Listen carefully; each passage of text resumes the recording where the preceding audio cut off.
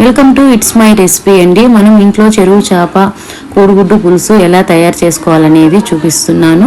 కొంచెం ఆవాలు, పచ్చెనపప్పు, మినప్పప్పు, జీలకర్ర, మెంతులు అవన్నీ వేసేసుకొని దీంట్లోకి ఒక పెద్ద సైజు ఆనియన్ అనేది వేసుకోవాలి. దీంట్లోనే కరివేపాకు కూడా వేసేసుకోవాలి.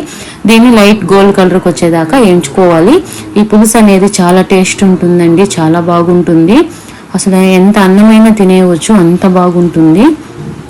చూడండి, ఈ కలర్కి వస్తే సరిపోతుంది. దీంట్లోకి 2 టమోటాలు, ఒక ఆనియన్ ఈ విధంగా కోసుకొని వేసుకోవాలి.